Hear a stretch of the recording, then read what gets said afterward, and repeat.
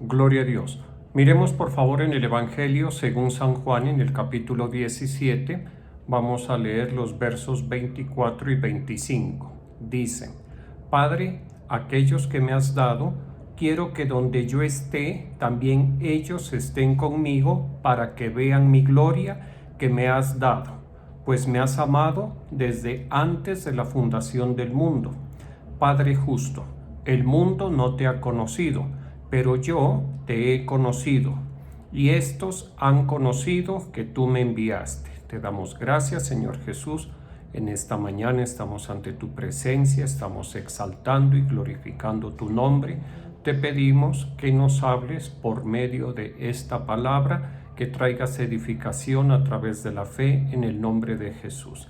Dice entonces en la Nueva Versión Internacional, San Juan capítulo 17, versos 24 y 25, dice: Padre, quiero que los que me has dado estén conmigo donde yo estoy, que vean mi gloria, la gloria que me has dado, porque me amaste desde antes de la creación del mundo.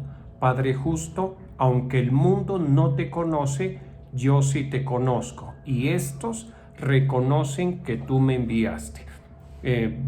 Un paréntesis antes de continuar. Recuerden que los devocionales los hacemos en una semana, 2 devocionales. La semana pasada tuvimos 2 devocionales, martes y miércoles. Esta semana nos corresponde un devocional, que es este que estamos haciendo hoy martes, para que lo tengan en cuenta. Entonces les decía que este pasaje de San Juan capítulo 17 es conocido como la oración intercesora de nuestro Señor Jesucristo, y es una intercesión que el Señor Jesucristo hace de una forma muy centrada. ¿En qué sentido? Centrada en sus discípulos. Como el mismo Señor Jesucristo lo declaró y lo oró, Él no pide por todo el mundo, Él pide por los que del mundo han creído y hemos creído en el Señor Jesucristo, específicamente por nosotros, ¿sí? Por los creyentes de todo tiempo y de todo lugar. Y es una oración pues que el Señor Jesucristo hace a su Padre, y aparte de ser una oración donde le hace unas peticiones, por ejemplo, de protección con respecto a sus discípulos: no te pido que los quites del mundo, sino que los libres del mal. También es una oración por medio de la cual el Señor Jesucristo le solicita a nuestro Padre Celestial que los que hemos creído en el Señor Jesucristo, que los discípulos del Señor, los que le escucharon, le vieron predicar, estuvieron con Él, creyeron en Él, el Señor Jesucristo le pide que el Padre los lleve o les permita estar con el Señor Jesucristo en las moradas eternas, en los lugares celestiales. ¿Listo? Por eso dice: quiero que donde yo esté, también ellos estén conmigo, para que vean mi gloria que me has dado, pues me has amado desde antes de la fundación del mundo. La petición del Señor Jesucristo va en ese sentido, que Él quiere que sus discípulos, los de su generación y todos los discípulos de Jesucristo, estemos en la presencia o en los lugares celestiales donde el Señor Jesucristo pasará su eternidad. Eso es lo que Él quiere. Y además quiere que nosotros, sus discípulos, veamos allá en los lugares celestiales la gloria que el Señor Jesucristo tiene, la gloria que a quien el Padre, del Señor Jesucristo, a quien el Padre le ha concedido gloria. Por eso dice para que vean mi gloria que me has dado. El Señor Jesucristo quiere que nosotros seamos testigos participantes de la gloria que el Padre Dios le ha dado al Señor Jesucristo. Y un anticipo de esta petición fue lo que sucedió en el monte de la transfiguración, en donde el Señor Jesucristo le permitió a tres de sus discípulos, Jacobo, Pedro y Juan, mirar la gloria que el Padre le había dado a nuestro Señor Jesucristo. Por eso sus vestiduras se volvieron completamente blancas. En fin, fue algo pues extraordinario, algo muy bonito. Ahora bien, continúa diciendo, y lo dice en la Nueva Versión Internacional, dice, porque me amaste desde antes de la creación del mundo. Miremos lo que dice aquí en el verso que sigue, que debe ser el 25. Dice, Padre justo, aunque el mundo no te conoce, yo sí te conozco, y estos reconocen que tú me enviaste.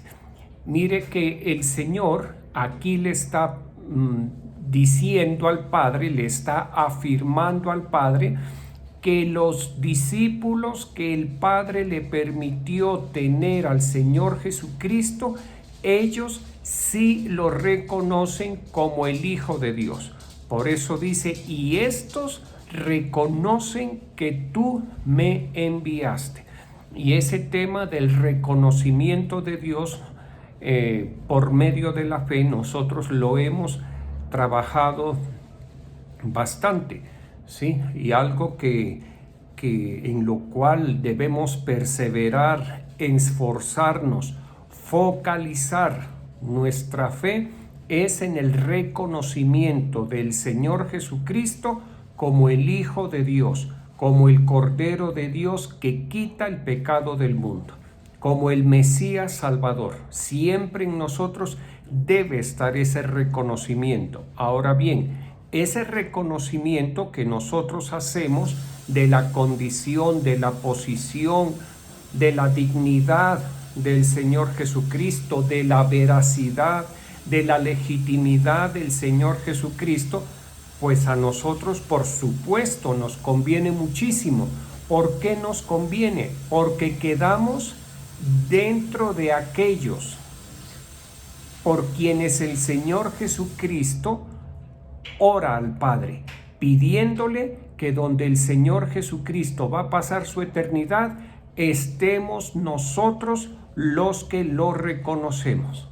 De tal forma que la persona que no reconozca, que no quiera reconocer, que rehúse, que se niegue a reconocer a Jesucristo como el Hijo de Dios y como el enviado de parte de Dios Padre, no queda incluido en la oración que el Señor Jesucristo hace, en la petición que el Señor Jesucristo hace referente a que Él le pide al Padre que los creyentes estemos con Él en los lugares celestiales. O sea que para el individuo, para la persona, es una pérdida. ¿Listo? No reconocer que el Señor Jesucristo es enviado por Dios es una pérdida. Ahora bien, mire que en los versos 7 y 8, este pasaje o este capítulo es bien interesante, San Juan 17, porque tiene muchísimas enseñanzas, mucha revelación. Y dice, ahora saben que todo lo que me has dado viene de ti, porque les he entregado las palabras que me diste. Aquí el Señor Jesucristo está hablando de la seguridad que el Señor Jesucristo tiene respecto a la fe de sus discípulos. Y alguien dirá, sí, pero los discípulos al final o en el momento de la crucifixión lo abandonaron. Sí, pero pues hay que entender, es que no fue cualquier situación. Sin embargo, pues ellos continuaron haciendo la obra del Señor Jesucristo, la hicieron muy bien, muy respaldados por el Señor Jesús, por el Espíritu Santo. Por eso es que la iglesia está vigente después de 21 siglos. Y aparte de eso, recordemos que sirvieron al Señor Jesucristo de una forma sacrificial. Todos murieron sacrificados por causa del Evangelio, a excepción hecha del apóstol Juan.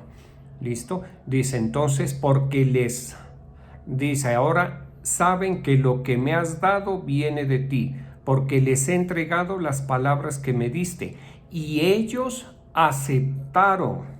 Saben con certeza que salí de ti y han creído que tú me enviaste. Les decía, el Señor Jesucristo estaba convencido de la fe de sus discípulos, no de todos, por supuesto, no de todos. De los 11, sí. ¿Listo? Y con respecto pues al que lo entregó, a Judas Iscariote, en el verso 12, en la Nueva Versión Internacional dice, mientras estaba con ellos, yo los protegía y los cuidaba mediante el nombre que me diste, y ninguno se perdió, sino aquel que eligió perderse, a fin de que se cumpliera la Escritura. Mire que es muy llamativo lo que dice, como dice más bien en la Nueva Versión Internacional, dice, y ninguno se perdió, sino aquel que eligió perderse.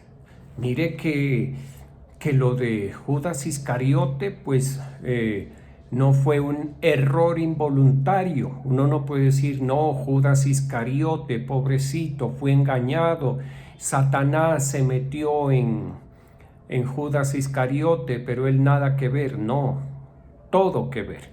¿Por qué? Porque aquí dice, eligió perderse. ¿Listo? Y esto se cumple en Judas Iscariote y se cumple en todo aquel que rechaza al Señor Jesucristo como su Señor y Salvador. El que lo rechaza, el que lo niega, el que se rehúsa a creer, está eligiendo perderse a sí mismo. Entonces, nos damos cuenta que pues no hay disculpa. Bíblicamente, mire, uno delante de los hombres, ante uno mismo, ante el prójimo, puede usar todo tipo de disculpas para no creer, para no consagrarse, para no ser discípulo. Pero delante del Señor no. Y menos delante de la palabra de Dios.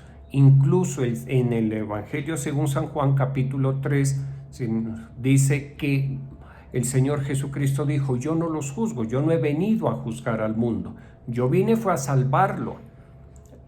Las palabras que yo les hablé, esas los van a juzgar. ¿Listo? Y uno se da cuenta que la palabra de Dios, como es verdad, como es purificada 7 veces, como es espada que penetra hasta partir el alma y el espíritu, las coyunturas y los tuétanos, y discierne los pensamientos y las intenciones del corazón, entonces la palabra de Dios sí tiene el poder para discernir y para sacar a luz la verdad. Y al final de ese verso de Hebreos 4:12 dice,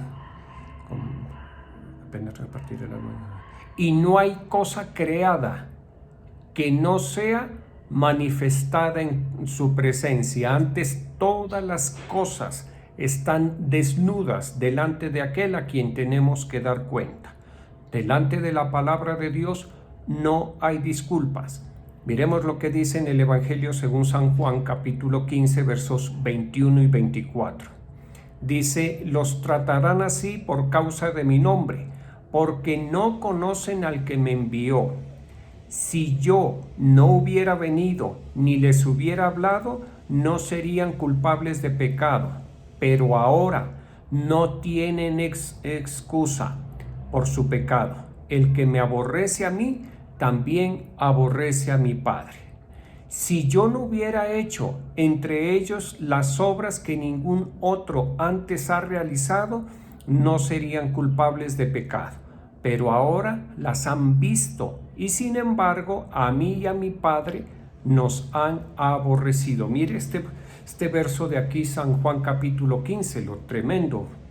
Sí, porque está diciendo que el mundo no conoce al Señor Jesucristo, no lo conoció. Por eso de entre el mundo han habido personas opositoras de la iglesia, opositoras de la predicación de la palabra, de los discípulos y de los siervos. ¿Por qué son opositores y opositoras y atacan y quieren destruir? Porque no conocen al Padre. Pero no es justificación. No pueden decir, no, es que como yo no conozco al Padre, entonces ataco la predicación del Evangelio.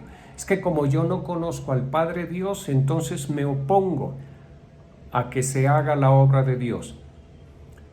Porque aquí dice, si yo no hubiera venido, ni les hubiera hablado, no serían culpables. Pero ahora no tienen excusa.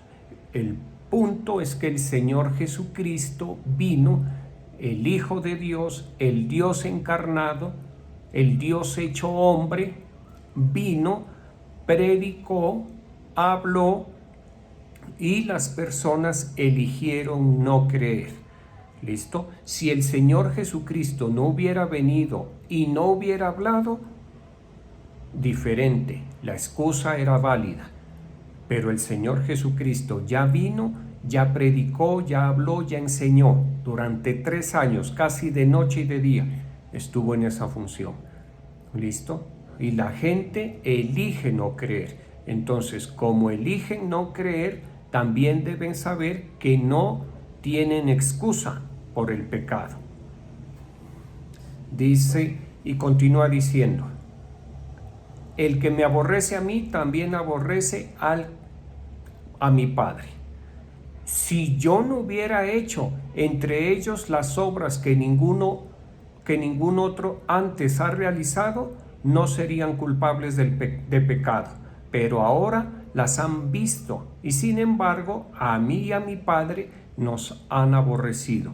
Peor aún, aparte de que el Señor le habló, aparte de que el Señor le ha hablado a la humanidad a través del Evangelio, aparte de que se manifestó a su generación a través del Evangelio, hizo miles de manifestaciones, de obras que daban testimonio de que Jesús de Nazaret verdaderamente había sido enviado por el Padre Dios. Por eso dice, si yo no hubiera hecho entre ellos las obras que ninguno otro antes ha realizado, no serían culpables.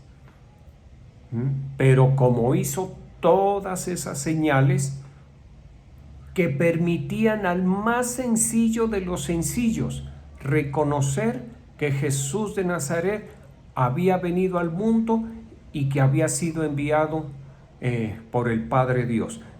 Mire en el capítulo 10 del Evangelio según San Juan, en los versos 37 y 38 de la versión Dios habla hoy, dice, si yo no hago las obras que hace mi Padre, no me crean.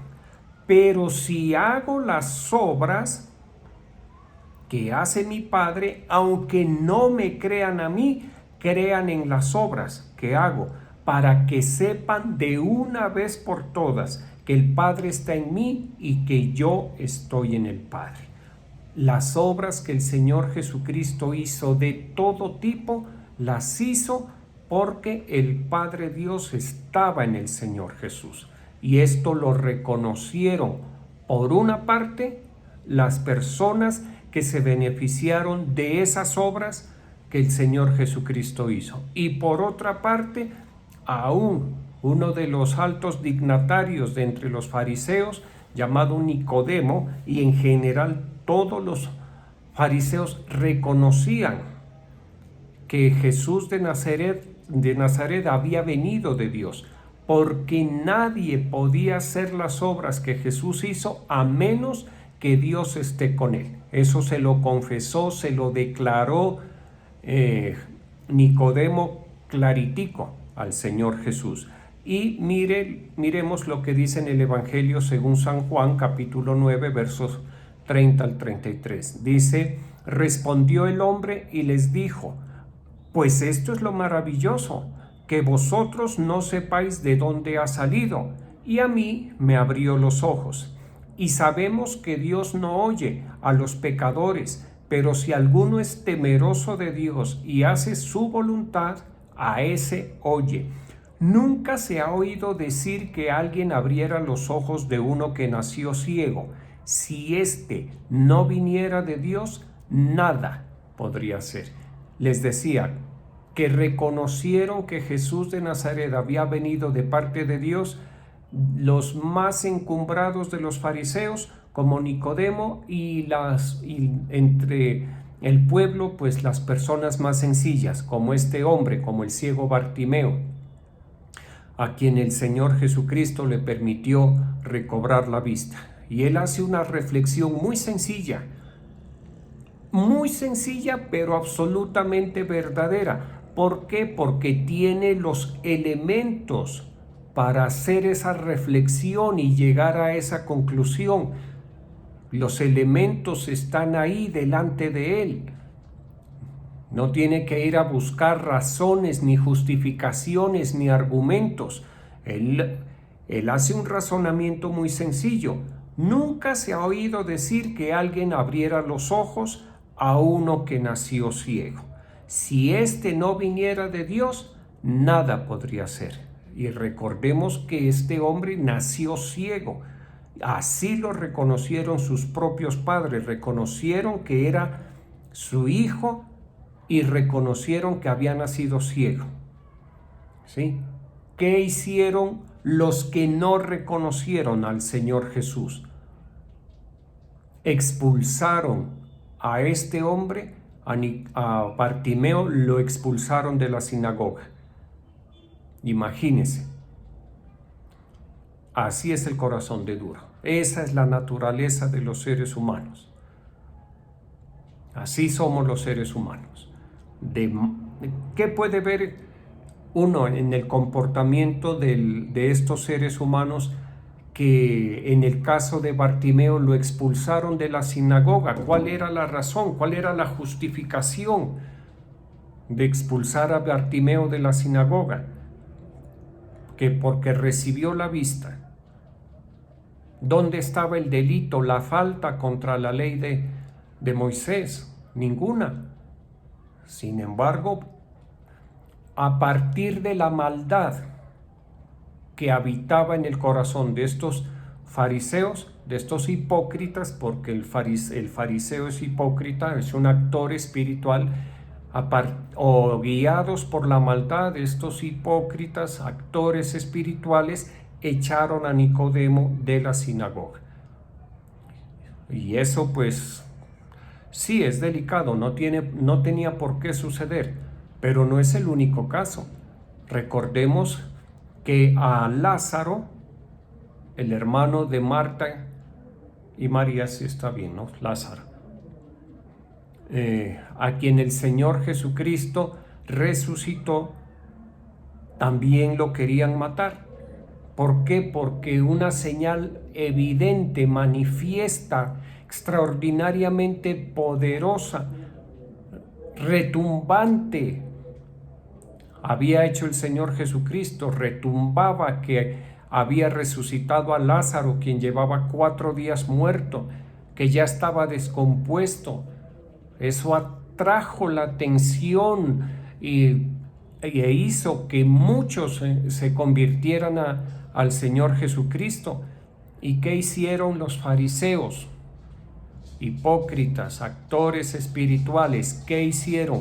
¿O qué querían hacer? Querían matar a Lázaro. Imagínense. ¿Por qué? ¿Por qué eso? Por la maldad.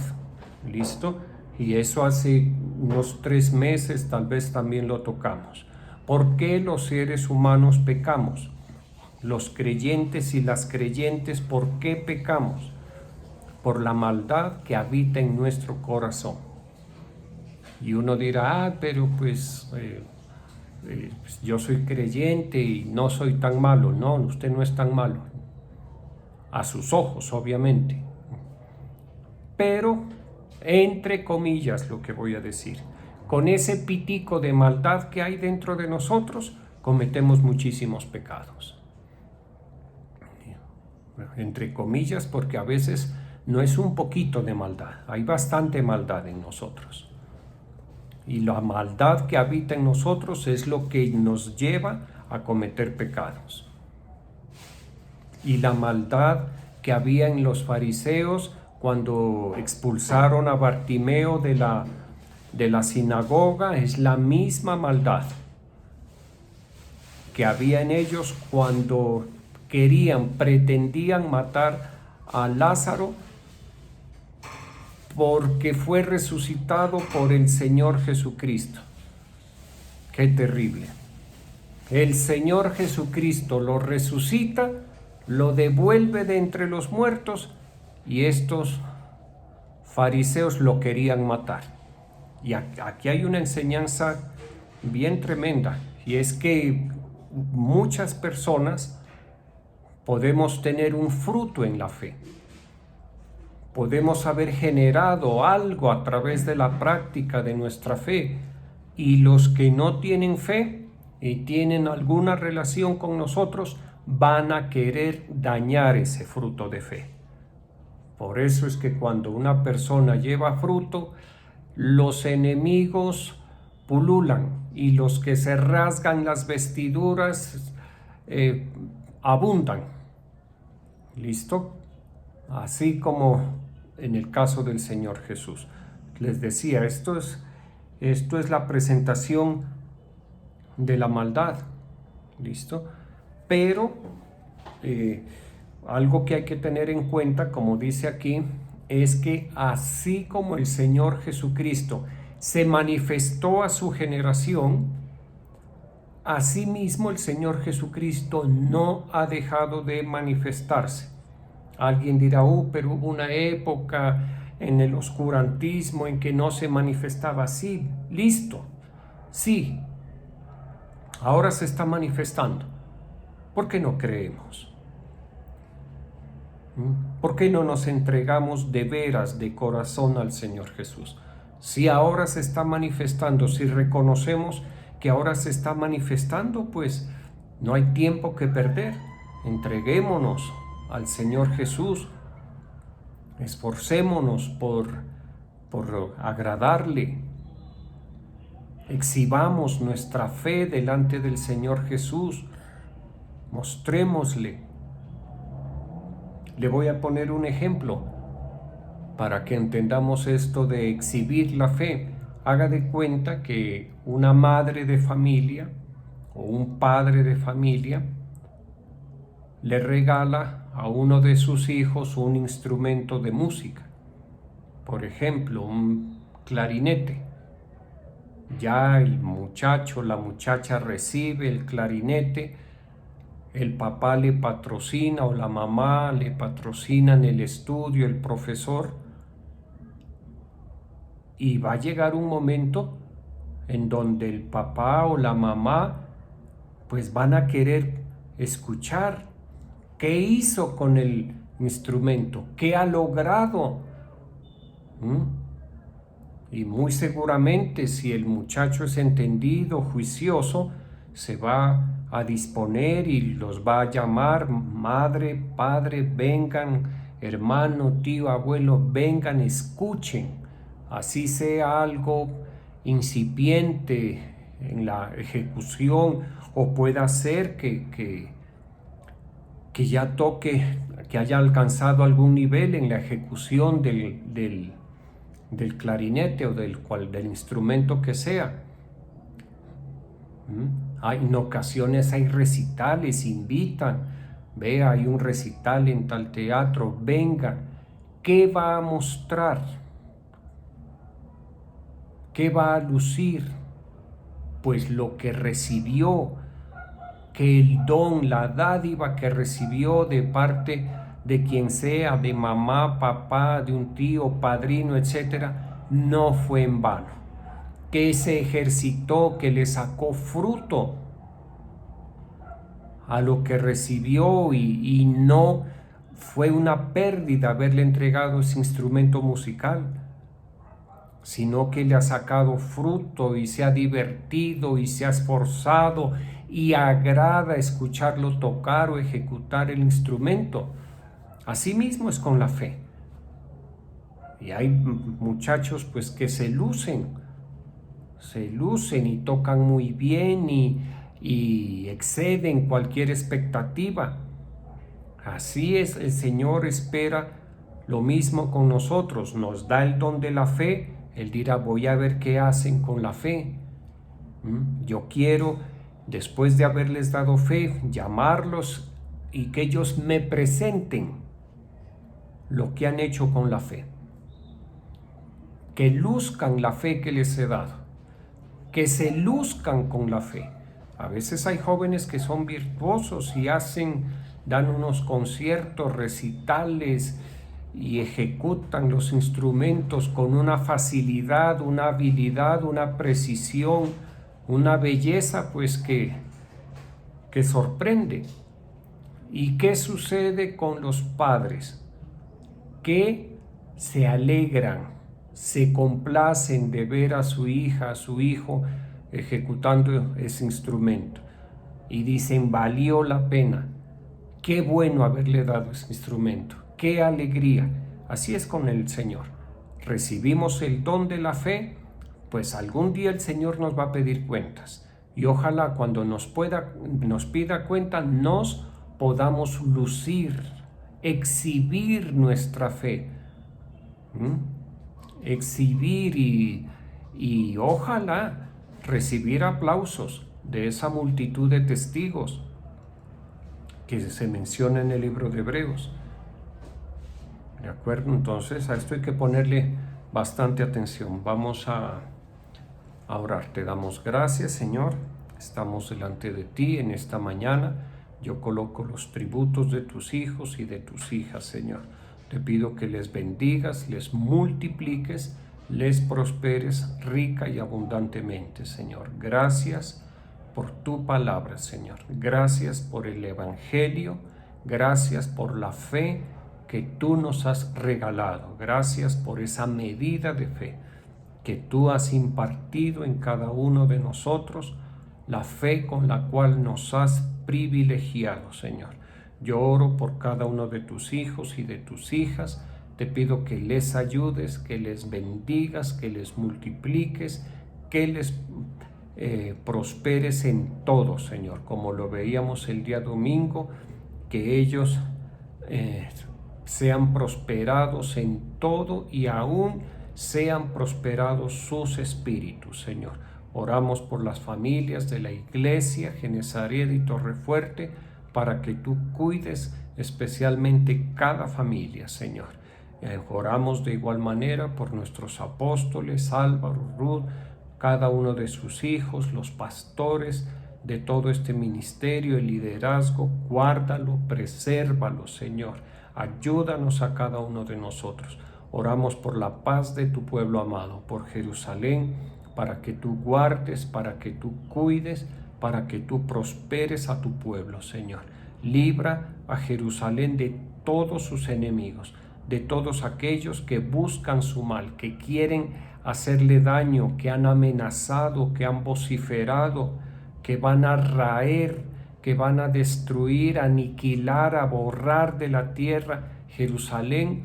Que sus palabras se vuelvan en contra de ellos, Señor, en el nombre que es sobre todo nombre, en el nombre precioso de Jesús. Yo bendigo la vida de tus hijos y de tus hijas en el nombre del Padre, del Hijo y del Espíritu Santo. Amén.